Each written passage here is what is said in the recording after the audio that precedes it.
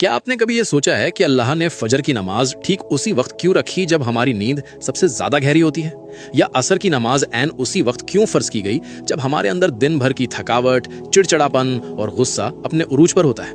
हम में से बहुत से लोग ये समझते हैं कि ये सिर्फ एक इबादत का तरीका है या यूं ही कोई वक्त मुकर्रर कर दिया गया है, लेकिन हकीकत में ये कोई इत्तेफाक नहीं है। अल्लाह ने 5 वक्त की नमाजें बिल्कुल उन्हीं वक्तों में फर्ज की हैं जहां आपकी रूह और आपका दिमाग सबसे ज्यादा कमजोर होते हैं। दिन की शुरुआत फजर से होती है, दुनिया से मिलने से पहले अल्लाह से मुलाकात।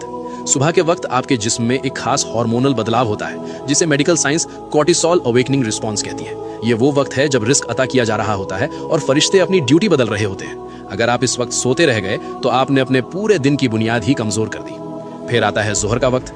दिन के बीच में जब आप काम कर रहे होते हैं तो आपके जिस्म का एनर्जी लेवल गिरने लगता है, फोकस खत्म हो जाता है, दिमाग थकने लगता है और इंसान गलत फैसले करने लगता है।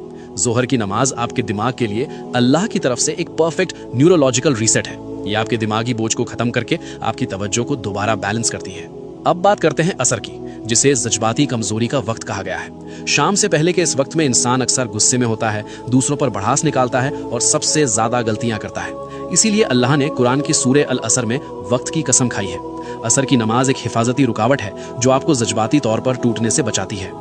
इससे पहले कि हम मगरिब और इशा के एक बहुत बड़े राज की तरफ बढ़ें, इस वीडियो को अभी अपने दोस्तों और अजीजों के साथ शेयर जरूर करें ताकि वो भी नमाज की इस खूबसूरत हकीकत को समझ सकें।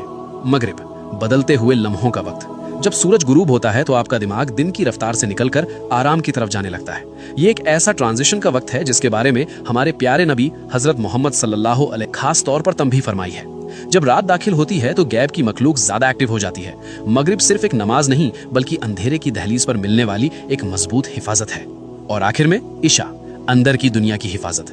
जब अंधेरा छा जाता है तो इंसान के अंदर ओवर थिंकिंग बढ़ने लगती है, दिल पर एक अजीब सा जज्बाती बोझ महसूस होता है। इस्लाम में नींद को एक छोटी मौत कहा गया है जहां आपकी रूह कब्ज की जाती है। इशा की नमाज गैब की दुनिया में दाखिल होने से पहले आपकी आखिरी हिफाजत है। याद रखिए, जब आप कोई नमाज छोड़ते हैं तो आप सिर्फ एक फर्ज नहीं छोड़ते बल्कि आप वो खास लम्हा खो देते हैं जो खालिक ने आपको संभालने और सुकून देने के लिए भेजा था। या अल्लाह हम सबको और हमारी नस्लों को 5 वक्त की नमाज कायम करने वाला बना दे।